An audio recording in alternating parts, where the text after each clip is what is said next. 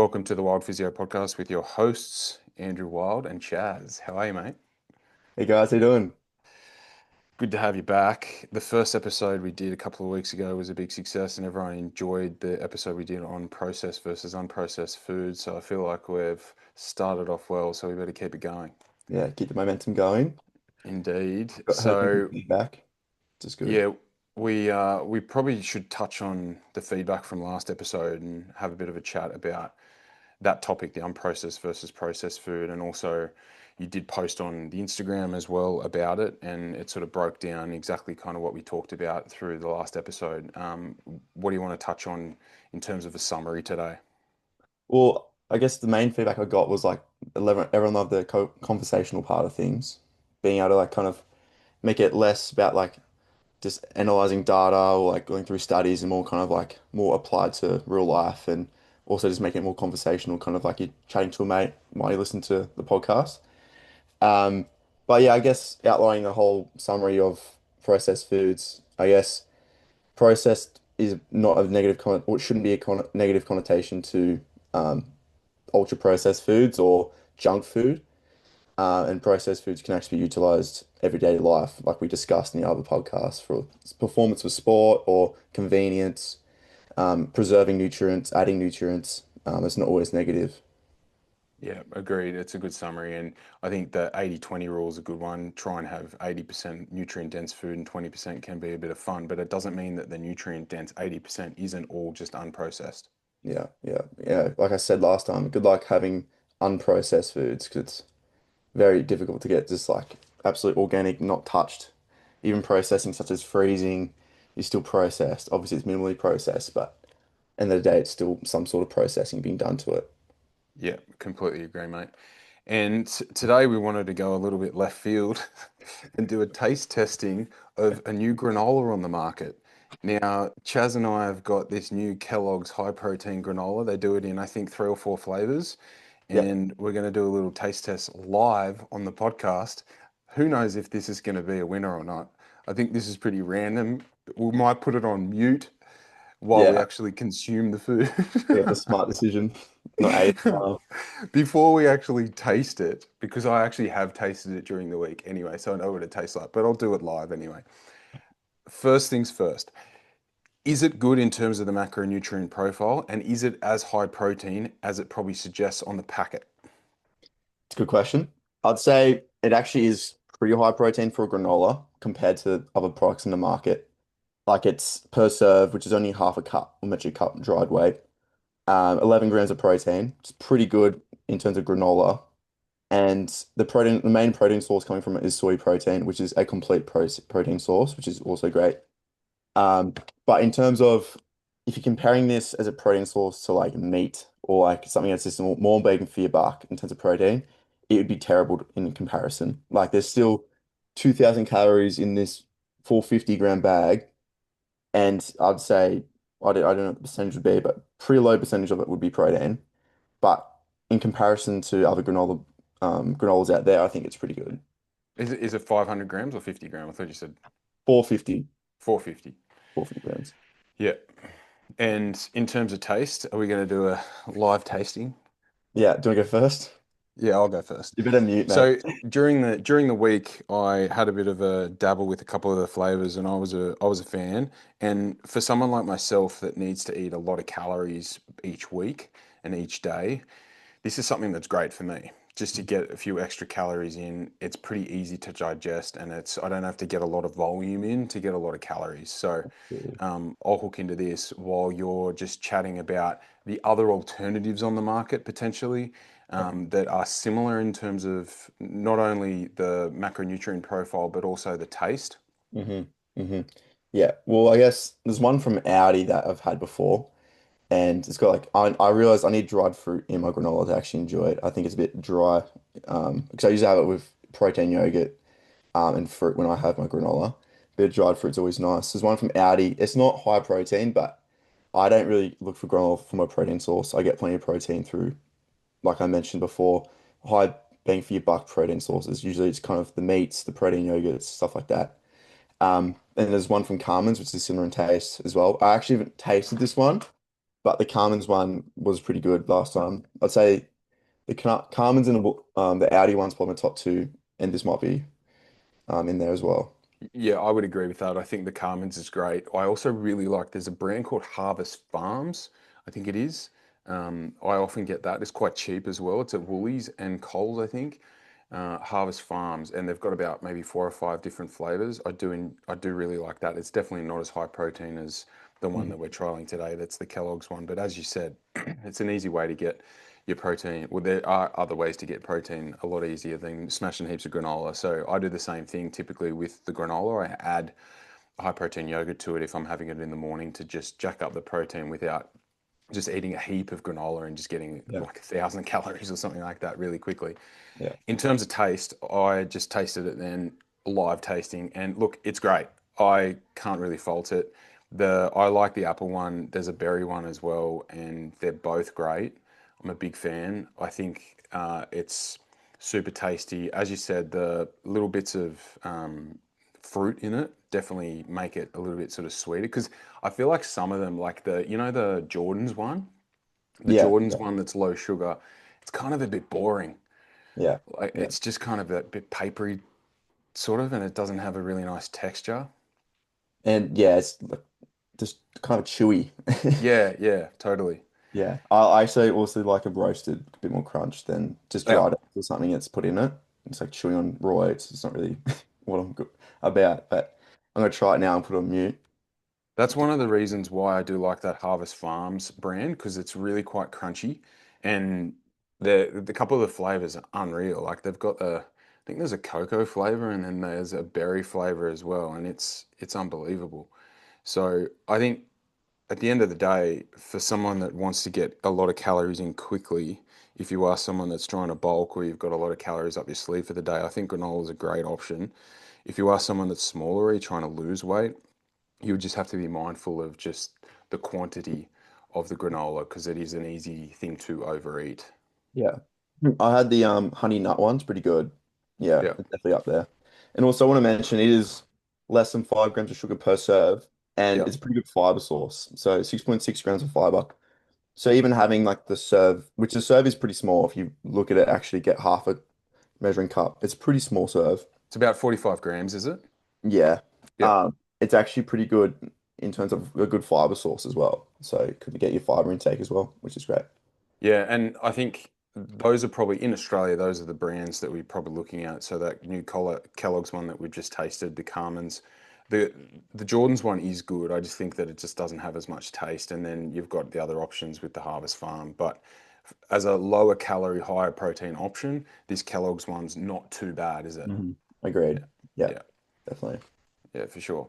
I what breakfast options do you have up your sleeve most days? Because obviously we talked about it last week a little bit, how I have sort of 3 or 4 meals, sort of breakfast, lunch, dinner that I kind of go to. Yeah, yeah. And my go-tos in the morning typically are either Weet-Bix, some yogurt, or I might go granola yogurt. Sometimes I have eggs, bacon if I've got the time to make it, rather than sort of being in a rush in the morning. What are some of your go-tos in the morning? So I'm actually a bit of a robot, and I have pretty much the same main meals every day, which is psychotic of me, but I this kind of works for me. But I usually my go-to is just eggs, bit of ham, and there's like some toast and some cottage cheese with like spinach. Um, but I'm definitely more of a savory tooth than a sweet tooth, especially in the Mm. morning. So that's kind of the best thing to get down for me. But if I am really on a rush or I know like I got to travel early in the morning, I'll probably do overnight oats or overnight wheat bix. So it's ready over the night and you put some protein powder in it and some milk and whatever. I can't do the overnight Weet-Bix. I reckon it tastes terrible. Look, I don't love it, but it's convenient as hell and Mm. just works in the mornings. Yeah. The overnight oats as well, not huge on it either. I don't know. I just feel like just getting up in the morning, just getting it done. I'll just normally have some, I just went to the gym and had some Weet-Bix with fruit and then, or I have Weet-Bix bites and fruit or just go the granola and fruit Yeah, with yeah, some yogurt and then away we go. nice. Yeah. How's gym this morning? Yeah, it was good. Yeah, I back in Wagga at the moment, hence why we're using the road portable mics. So bit of Please feedback on sponsor the us. yeah, bit of feedback on the audio quality would be good. We've done one before with these in the clinic, and it's quite good. So we'll see what the Great. audio is like after we finish here. But yeah, I'm back in Wagga, just seeing the family, and I went down to my mate's gym downtown in Wagga and did a session. It was yeah, it was good fun. Yeah, It's no. actually they're doing a great job. I'll give Greg a shout out. So he owns a gym in Wagga called Bunker, and they do a free community session from 6:15 to about 7:15 on the Saturday morning, and then they do another one at 7:15. So it's amazing that they do that. I actually didn't realize this. I walked in and I was ready to pay with this young guy on the reception, and he's like, "No, no, it's free, mate." I was like, "Geez, I need to Yeah. give Greg some cash or something." But yeah, no, it was a good session. Yeah, it's great. Was it what type of style training was it? It's kind of like It was different than what I'm used to. Obviously, I'm used to just your classic sort of strength sessions where I'm going sort of reasonably high rest periods and I'm just getting through my squats, then I'm getting through my deads or whatever it is. But today it was 4 rounds, so it was squats, a clean and press, a deadlift, then a shoulder press, and you just did 4 sets of each, yeah, and you just work your way down from 12 to 6 reps.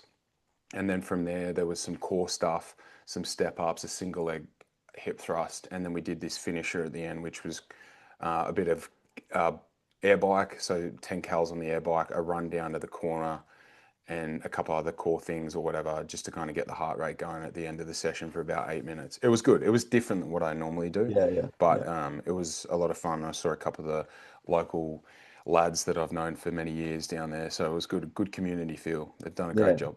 It's always good to do that. I think it's good for the gym to do that. Get a bit of a community around, especially in the on Absolutely. the weekends. It's good. Absolutely. Maybe I'll have to add a free Saturday morning session at Wild Physio. Could be something to do. Yeah, Could be something fun. you never know. So, in terms of the granola, do we have a final summary at all that you wanted to touch on about the nutritional profile at all? Well, I'm just gonna say I'd recommend 100% over. I'd say probably its best macronutrient profile out of all the granolas I've seen. In Yeah. terms of good protein, like I said, minimal sugar, still high fiber. As long as you're going from the serving size, you can't really go wrong. Having it with some protein yogurt or whatever, you're definitely gonna hit your protein goals with this, and it's probably gonna be quite filling as well, with the fiber content. I So was yeah. actually surprised as well. The cost, it wasn't too bad comparatively to the Carmen's. Mhm. There are cheaper brands like that, Harvest Farms, but I thought it'd be a lot more expensive the fact that they had put protein in it with the soy Yeah. protein. So it actually wasn't too bad. Yeah, 100%. Like I said, I still probably will go for the Audi one, not only because it's Mm. cheaper, but I get my protein intake through other foods anyway. Yep. So I really just use it as a bit of flavor for my protein yogurt bowl. So I probably won't still stick to this long term. Maybe if I'm traveling, it might be better to try and help with getting my protein intake in. I might utilize that. But if I'm in my normal routine and I know the meals I'm getting are getting enough protein in, I'll probably just have my normal granola. Yeah, for sure. Let us know if you've enjoyed the live testing of some of the products out there. We have thought about some other products, so like the protein puddings and yogurts and stuff, because I feel like there's so many different options now. Yeah, So we could just make it a little segment to the podcast to try a new product in the market. yeah, like for 5, 10 minutes or something, just talk about it, the pros and cons, what tastes the best, etc. So I think it's not the worst idea. So reach out if you've enjoyed this. Maybe we'll do a social post around this and see if it's a winner. Yeah, absolutely. And Very what do good. we got in terms of a S&C or physio topic for me today, mate? I guess linking back to the training we was talking about, we also, me and Andrew, were thinking kind of taking turns a little bit of like doing a dietetics kind of specialized one where he asked me some questions he might be interested in. And then the next time I ask him some physio-based or training-based stuff that I'm interested in. So this one's kind of like around resistance training mainly, and then importance of programming, and then kind of the importance of progressive overload, and even kind of if we have time, we can kind of talk about deloads as well. Um, but really just kind of throwing that into the start. So people that are kind of new to resistance training, would programming actually be like a good thing to start? It's a great question. I often say it this way, going into the gym without a plan is kind of like baking a cake without a recipe. So you'll probably get a cake, but it won't be an optimal cake. It'll be somewhat suboptimal. So especially a newbie, because you know what it was like when you got into the gym, Charlie. Like you get newbie gains. So if you Mhm. just do some form of resistance training and you push it reasonably close to failure and your nutrition's okay, you'll get newbie gains. So it's Yeah. not as important as a newbie because you are undertrained Mhm. and the newbie gains are amazing. But as you become more and more well trained, it is much, much harder and you need to optimize things more and more. So using science to achieve what you want to achieve is what we try and do at Wild Physio. We try and optimize one's programming so they they reach their goals. So I think as long as people are doing the basics, especially as a beginner, that will kind of take care of itself. So we're talking pushing and pulling of the upper body, so horizontal and vertical pushing and pulling. So Mhm. that's bench press, push ups, rows in terms of the horizontal, and then vertical is your shoulder press, and then chin ups, all that pull down. And then the lower half, you're doing something squatty, something hingy, something thrusty, and then you're doing some accessory work. So we're talking squatty would be leg press squats, split squats. They're all squatty movements. Hingy Yeah. movements are your RDLs, deadlifts, back extensions, and then you've got your thrusty movements, which is a hip thrust, glute bridge, these type of things, and then your Mhm. accessory, typically your hamstring curls, knee extensions, calf raises. So it really isn't rocket science in terms of the type of exercises that you would want to do. What is more important is the intensity and also the amount of volume you would do for the week as well. Yeah, yeah. It's good you kind of broke it down. It's very simple when you turn it like into main groups. You got to be hitting, and you don't have to complicate things like social media sometimes does nowadays. No, Um, and it can be as simple as, especially as a beginner, if they just start, and we do this at Wild Physio, if someone has never lifted weights before, we'll just start them off with once a week, maybe twice a week, and we'll do full body both days. mhm. And we might only start with 1 to 2 sets of each exercise. So they might just, in that first session, they might do bench, rows, RDL, and a squat. And Mhm. that's it. We do 1 or 2 sets. And we start off with 1 or 2 sets because I don't want them to be crazy sore. Because if they're crazy sore, they're going to hate it. Yeah, A yeah, lot yeah. of people want to be sore all the time, but it doesn't correlate to growth. And it's not a good thing because it's negatively going to impact your next session. Mhm. So the big thing is you start off with, you want to go the lowest hanging fruit. So you start off with a little bit and then you just gradually build. And if Yeah. someone really is enjoying it and they're like, all right, well, I want to go from 1 session to two, 2 to 3, 3 to 4, well, so be it. Not Mhm. many people need more than 4 sessions a week, let's be honest. If Agreed. you're programming really well, 4 sessions is enough. I see this often with young, especially young men and adolescents. They'll get in the gym, they'll come to us, and I'll ask them, how many sessions a week do you want to do in the gym? Oh, 5 or 6. No, you don't need that. Unless you're an elite bodybuilder, you don't need it. And it's really hard to recover from that many sessions unless you're on something like anabolic steroids, well, that would Mhm. obviously help. So I think the basics, and you want to make it sustainable as well. Like that's the biggest thing, sustainability, and we'll talk about that around nutrition as well. The number one thing is sustainability and Yeah. consistency. Being consistent with your diet, being consistent with your training. So if you start off with 1 or 2 a week and you're consistent and you keep going back, great. The problem Gotcha. is most people go into the gym and they're like, I'm going to do 4 or 5 sessions.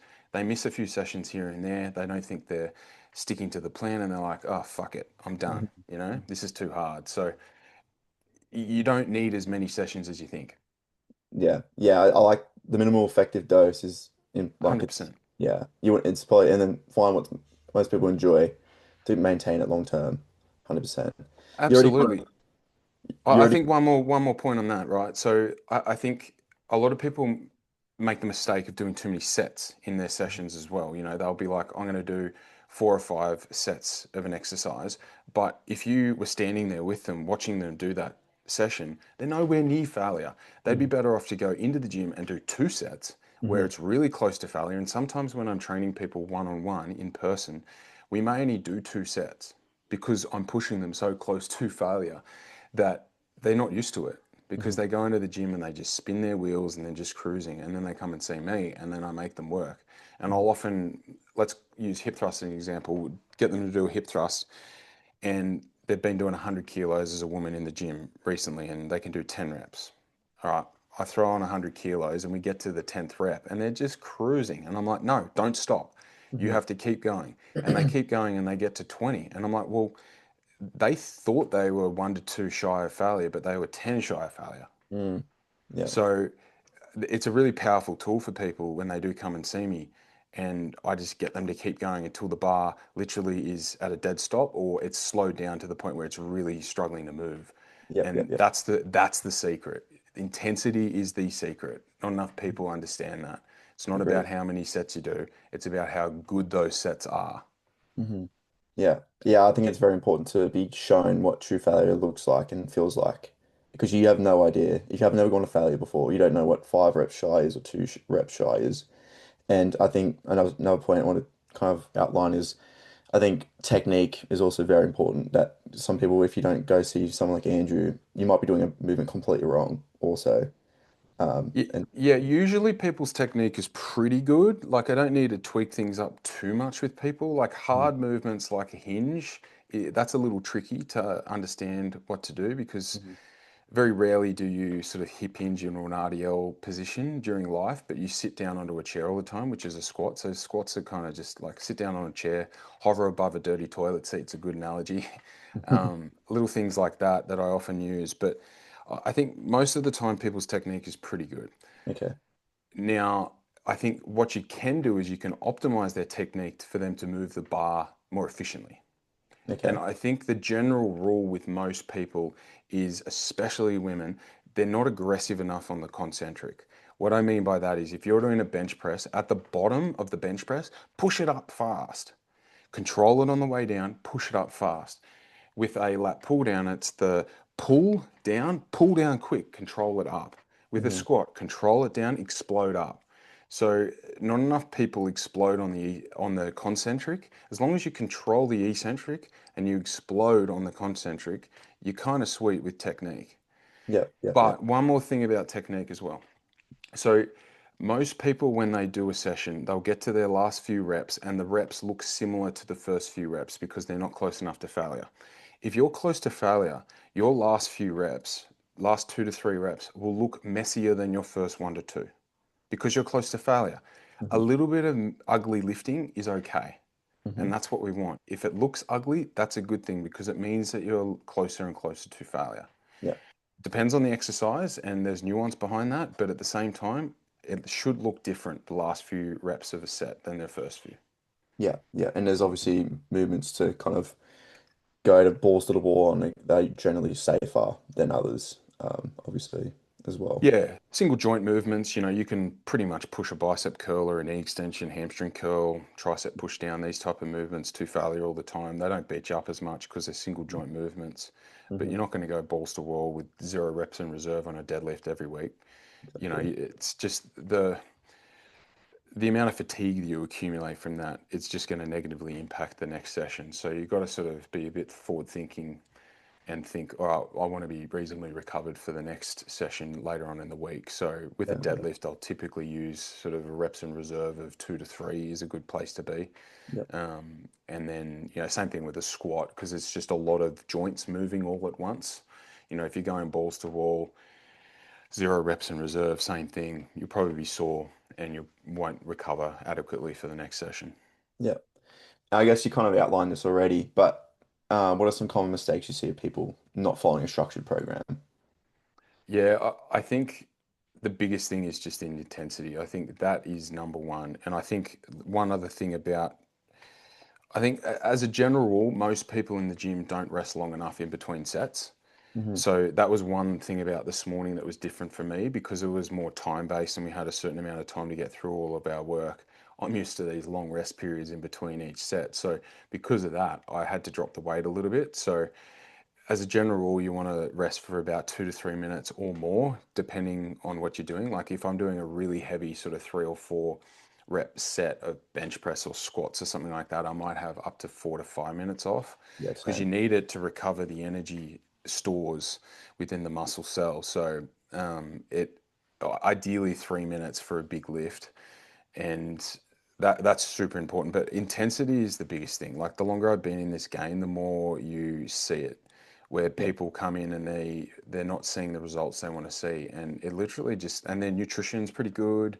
Hmm. They're going to the gym like they're regularly turning up, but the reason why they're not seeing results is they're just not getting close enough to failure. Because what you're trying to do with that is, as you're lifting, you want to try and get the fast twitch muscles which have the greatest growth potential to do the work. And the only way to do that is to get all the muscles within that muscle to all the motor units to contract or to Hmm. fire. Yeah. Okay. So, and that's only going to happen if you get close to failure. And the fast twitch are the ones that are really kicking in close to failure. So that's the secret. That's the secret sauce. Yeah. Which could be kind of a good thing to hear for some people that, they're doing all the right things, like nutrition wise. They're doing all the kind of the boring stuff, right? Yeah, And like, okay, all you just got to do is push a bit harder in the gym in terms of like the sets you're doing. It could be an easy fix, to be honest. If you, absolutely. yeah. It's a really easy fix. And I think we see it a lot where people will say that they're bored in the gym Mm, and they want new exercises and they think the new exercises are this magic elixir that's going to make them look better. But the reality is you don't need a new exercise. yeah. Those exercises I just mentioned before are the kings. They always will be. Yeah. It's the You same. don't need a different exercise. You just need to work harder and push it close to failure. And guess what? You won't be bored if you're seeing results. Yeah. Yeah. And it's the same as nutrition. Everyone wants a new diet or new food item or whatever it is to kind of change things up and see if they're going to get a crazy new result from this new thing. People always look for change, expecting a massive result. It's just not. It's the foundations, the basics. It's not sexy, like we've said before. It's just persistence, what you enjoy, turning up every day, doing what you have to do, following the program, the diet, whatever it is. I completely agree. And I think switching the thought process from aesthetics to performance is really powerful as well, especially for women. Because women, they'll come in and they want to look long and lean like their Pilates instructor or something like that. And they think that there's a certain way to train to achieve that. But if we flip the script a little bit and say, all right, the goal here is I want you to hit 10 reps of 150 kilo hip thrust, and I want you to body weight, like do 60 kilos if they're a 60 kilo woman, 60 kilo squats for 10 reps. These are the goals. We've got 2 months or 3 months to work towards it. Let's focus on the performance side of things, and the aesthetics will take care of themselves if the nutrition is on point. Yeah, And agree. that's really powerful as well because they start to enjoy it more. They get a little bit competitive. They might get competitive with a friend. Women typically won't be as competitive as men in the gym, which is there's pros and cons to that. But I think them getting competitive with themselves and to try and get to the point where they're progressively overloading and seeing the changes with their body as they progressively overload, like Yeah. that's the secret sauce. And I We also think haven't it's we quite. haven't really touched on progressive overload, but yeah, I also think it's a bit healthier to kind of focus on performance metrics more than like how you look as well. yeah, Because like your visuals fluctuate. Obviously, strength and everything else, performance fluctuates as well. But yeah, it really depends. You can physically look different if you're bloated, if you're water retentive, if you had too much sodium. All those things can really play in your mind if that's your massive metric you're focusing on in terms of progression. So it's really a really important thing to mention that like performance is way more key to focus on. yeah, absolutely. And the performance will come with progressive overload. And progressive overload is effectively doing more tonnage over time. So if you could do 3 sets of 10 of 40 kilos on a squat, over time you're gradually building up the weight or the reps. The easiest way to do it is just increase the weight over time. So after 6 months, you can now do 3 sets of 10 or 3 sets of 8 of 60 kilos. You've progressively overloaded. And invariably, what will happen is you'll get stronger, obviously, and if everything else is on point with nutrition, etc., you would have built muscle, ideally. Mm-hmm. So progressive overload is king in terms of muscle growth. It is the biggest driver. We need to make sure that we progressively overload, and the intensity and the progressive overload go hand in hand. But they're the two big things that you need to focus on. Typically, the exercises, as we mentioned, everyone does good exercises typically. Most people are pretty good with rest periods, but you would say most a majority need to rest longer.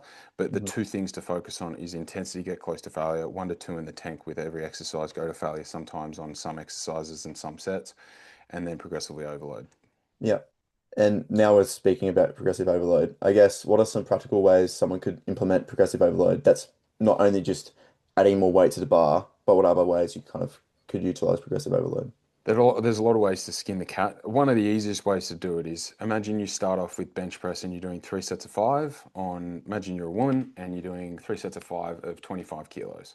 You stay on that 25 kilos and gradually over time you're able to do 3 sets of 6, 3 sets of 7, 3 sets of 8, 9, 10. You Hmm. could go all the way to 8 or 10, Once you get to that weight, then you're like, sorry, that rep range, then you say, all right, I've ticked that weight off and that goal. I'm going to go to 27 and a half.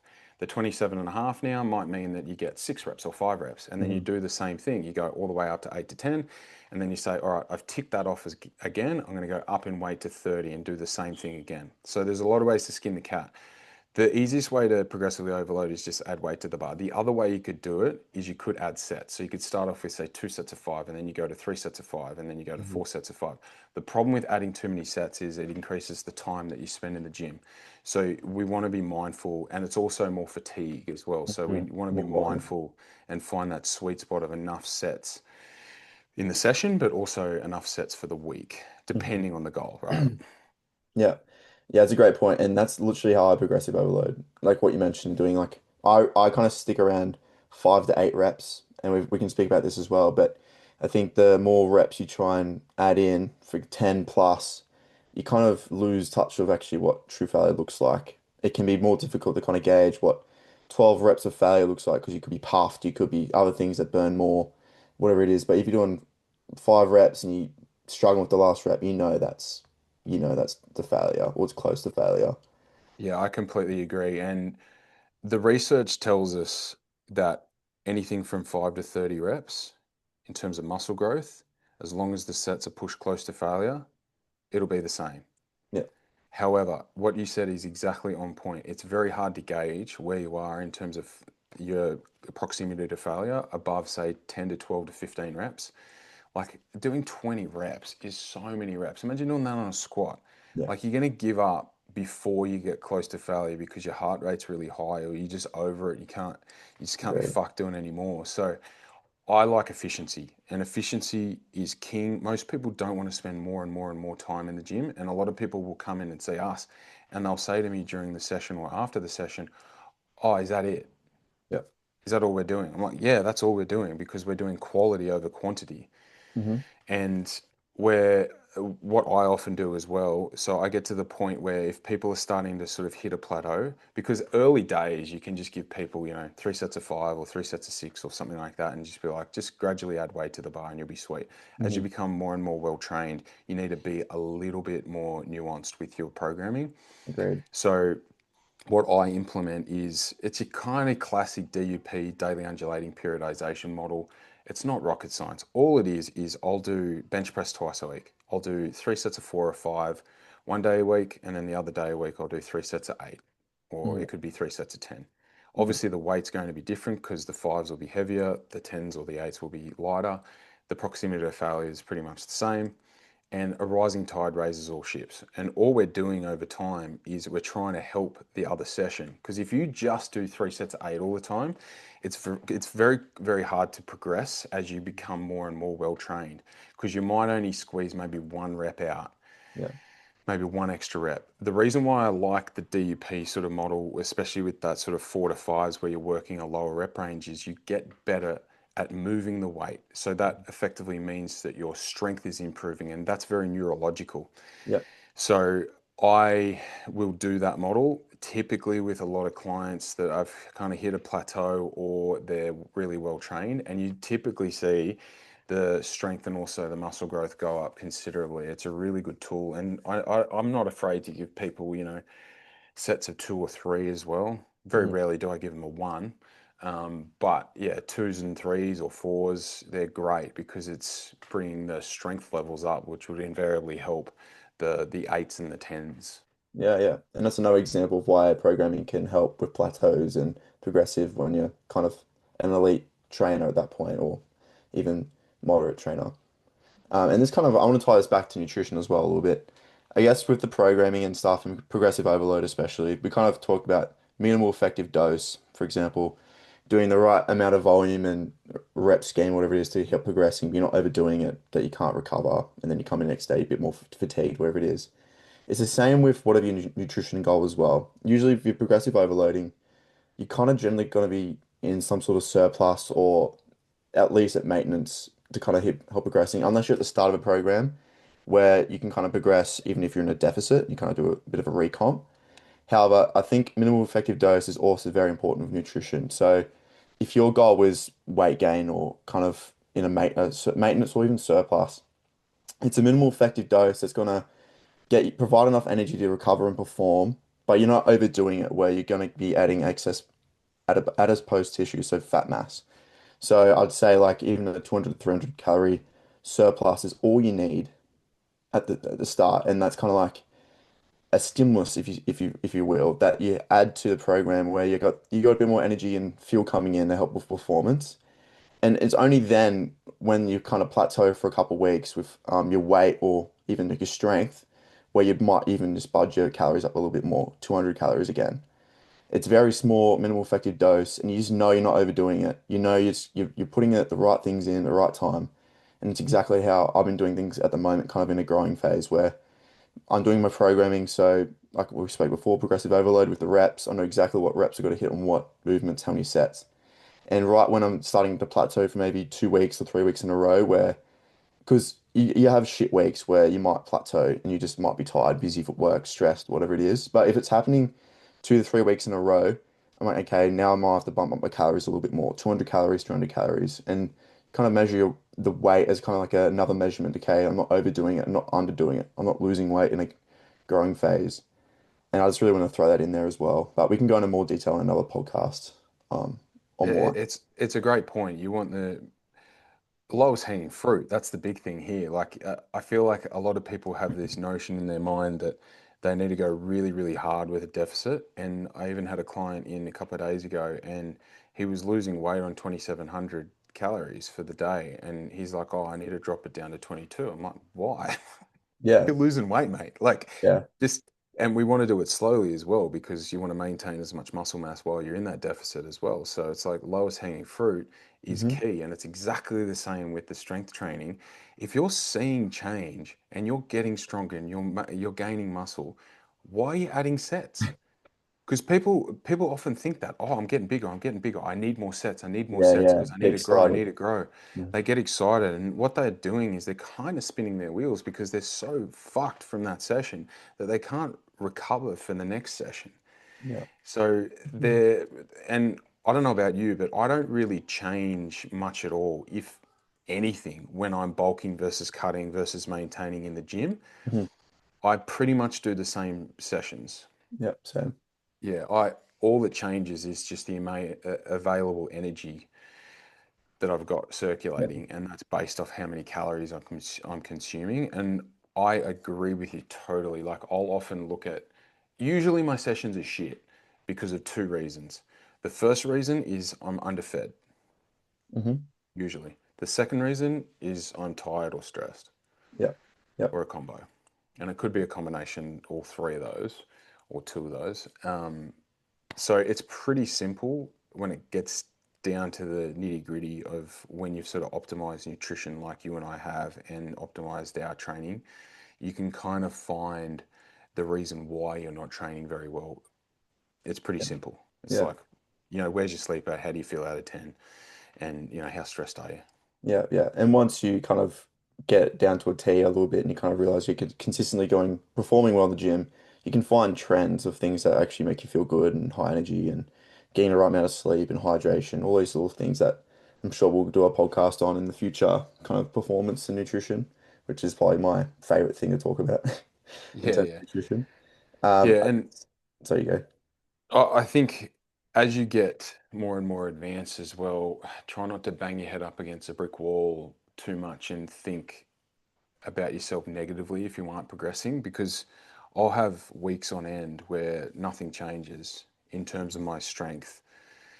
I might add one rep to the one exercise or something like that. You Yeah. know, I'm it's okay to just go into a maintenance period and just spin your wheels a little bit.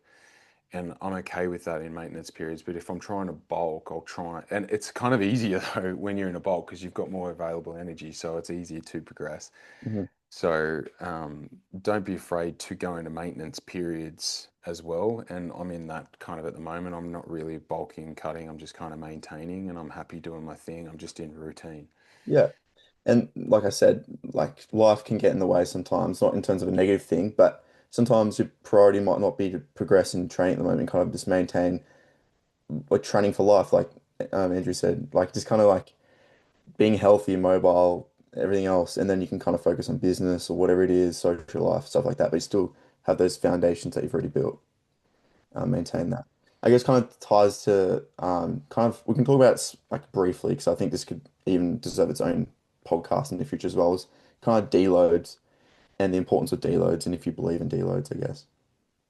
Yeah, it's a great question, the deload question. I have changed my tune on this a fair bit over the years, actually. So I used to think a lot of people that are training hard need a regular deload, but unless you're a professional bodybuilder and you're hitting the gym a lot, like four, five, six times a week, and you're pushing yourself all the time, I just don't think the general population need a deload. Hmm.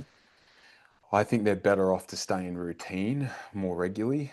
And I'll what I'll often do now is everyone goes on holidays, right? I just keep training till we get to that point where you're on holidays. Yep. So for me, I don't think that I train enough to warrant a deload. The only time I ever think about deloading personally or with a client is if they're getting a lot of joint soreness and they're just really struggling mentally and physically, where they've got a lot of aches and pains, they're not sleeping that well, and they just need a little bit of a reset. And I might just say, all right, let's have a week off, or we time it around a holiday where they're away for 2 weeks. Hmm. Don't even train.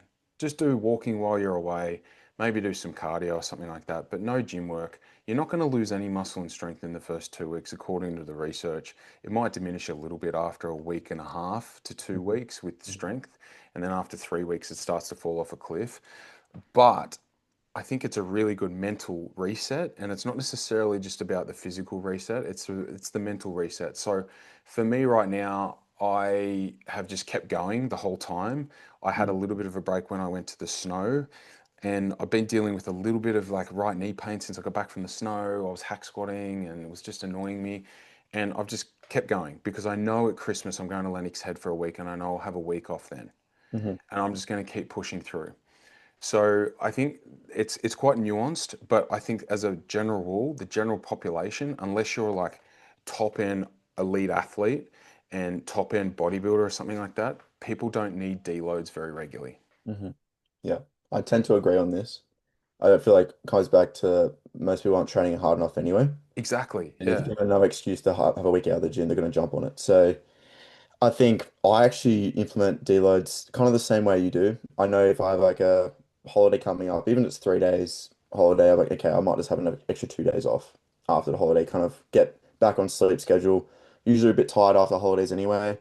It might be better to just count those days off anyway because they're probably gonna be terrible in terms of performance and you're just feeling sluggish anyway. So I might just take those opportunities. Okay, I'm just gonna take 5 days off, kind of relax, just enjoy it, kind of stay active, go swimming, walking, whatever it is, still be active, kind of eat still healthy, and just kind of enjoy myself, enjoy the time off, get some sun.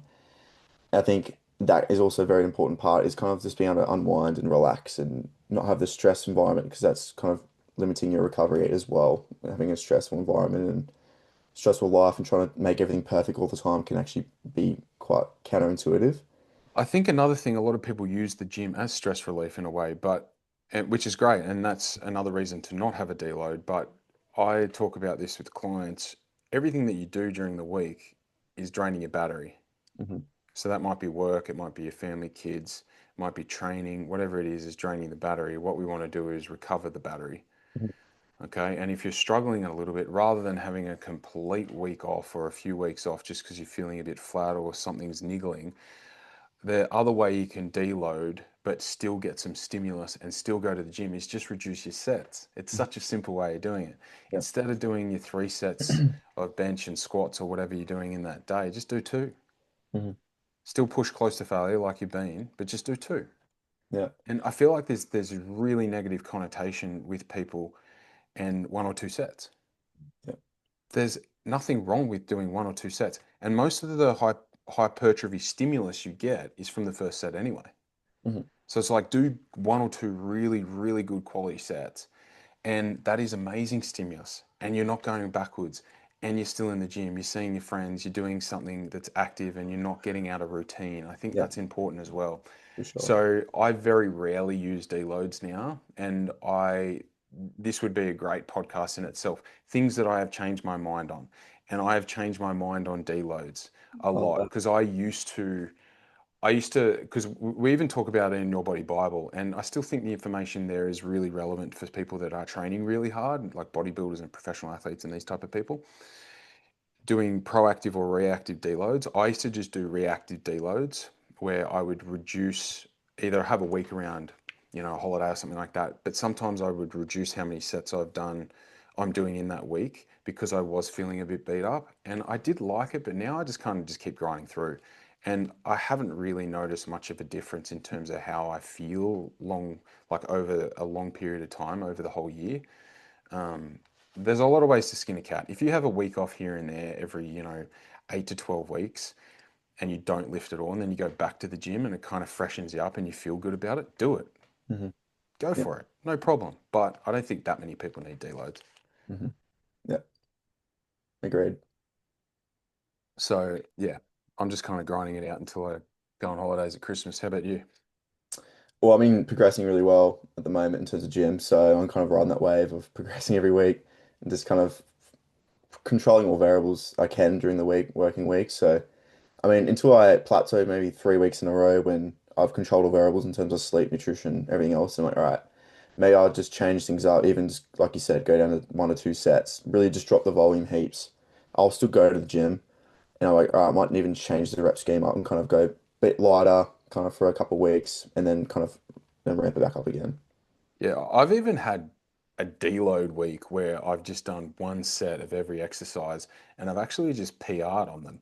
Yeah, You yeah, know what I mean? Like I've just gone and been like, oh fuck it. I'm just gonna like, yeah, I'm having a deload, but I'm only doing one set today because it's effectively a deload, but I'm feeling really good. You do your warm up and you're like, oh fuck it. I'm just gonna do it, right? And you just try and PR for like one set of three or whatever it is. Andrew, the only person to do PRs on his deload week. Yeah, it's like it's a bit sadistic, but I've done it in the past. I think, some days you just feel good. Like I have so many clients. I've got this client, she always comes in on a Monday. She might have you know, not having a great week and she's feeling a bit off. She'll do the warm-up set or one set and she's like, yeah, I feel fine. Yeah, yeah. And I think that's one other thing. People's subjective measurement of how they feel is not great Hmm. at how well they'll perform. It I, doesn't correlate. hmm. And that's backed up with the research. People's subjective assessment is shit when it comes Yeah, to if they're going to perform or not in the gym. Let that sink in. So if you go into the gym and you feel pretty ordinary because you're a bit tired and maybe a little bit underfueled or whatever, you might do your first set and actually perform okay. Hook yeah, in, do it. Get stuck in. I think you kind of nocebo yourself as well. If you go in and you're like, oh fuck, I'm a bit tired, or I didn't sleep that well last night, I didn't eat that much and before I trained, you kind of just expect that you're not going to perform that well. But if you go in with more of a positive mindset, I feel like you could definitely like perform just as well as you normally do. Like I didn't sleep that well last night, and I went to the that session this morning, and I wasn't feeling great, but so performed done. fine. Got Yeah, it done. I definitely struggle with that myself, I think. I've been better, I think, routine and just going, not just kind of forgetting about how you feel in terms of those signs that you mentioned after work. Especially I train late Arvo, like 6 o'clock now because of work all day. And you have like you have all day of excuses if you, especially if you don't feel good. You wake up and, oh, I had a shit sleep. I have like 12 hours of the day to kind of convince myself I feel shit before gym. Yeah, yeah, And I was like, I just gotta stop. Just actually just take that out of my brain. Just do what I have to do at work. I know I'm training at this time. Pack your bag. Like I put my stuff in the car beforehand. It's in the car. I go straight there and end up having PR and having a great session. I feel 10 times better after. I'm like, I prove myself all the time that I'm just incorrect with how I feel and how I perform. absolutely. Yeah. Completely agree with that. And then there's days where you think you're absolutely flying and you've optimized everything, and then you're like, shit, I didn't perform as well as I did Yeah, yeah, last week when I felt shit. So, yeah. moral of the story, just get it done. Hmm. How you think you feel is probably not that great an indication of how well you'll perform. Exactly. Yeah. That was great, mate. I think this is good, this conversational style. I like it. Yeah, so do I. It's very good. Yeah. I think everyone will love the feedback on this one. It'll be good. Hopefully the mics were pretty good. As well. I heard like I was just using my MacBook last time and it probably wasn't as good quality. Also, my throat was gone. So Yeah, you've done better this week, that's yeah, for sure. definitely. I think this is a good mix where we do a nutrition topic, a physio and S&C topic, and then maybe we do a taste test of some new flavor or of some type of product. Yeah, I like it. And then, like I said last time, if anyone has questions, we can do like a Q&A bit. If we ever hear from coming in maybe every second podcast or something, do a Q&A of people things that people are asking. Beautiful. All right, we'll do it again in what, a couple of weeks. Yeah. Actually, yeah, 2 weeks. We'll go hook in again, and then I kind of like this as well. It's a little bit similar to the what I said last podcast as well, to the hybrid therapist one we did, where we go in with a topic and we had a few things that we knew we were going to talk about, but we didn't really have much of a structure. We just kind Yeah. of just winged it, but we knew that we had the knowledge behind us that we could talk about whatever we needed Yeah. to. And I think that's one of the beauties of this podcast versus a lot of podcasts out there. I'll toot my own horn. It's raw and unedited. I Yeah. love that because I feel like if someone goes on a podcast and they say something that they may have regretted or they may have got something wrong, I think that we should be held to a higher standard where we do get put under the microscope a bit, Hmm. Hmm. and it's okay to make mistakes. Yeah. So that's one of the reasons why I wanted this podcast when I started it to be raw and unedited. I like it. Yeah. Anyway, we'll do it again in a couple of weeks. And as usual, stay strong. Thanks, guys.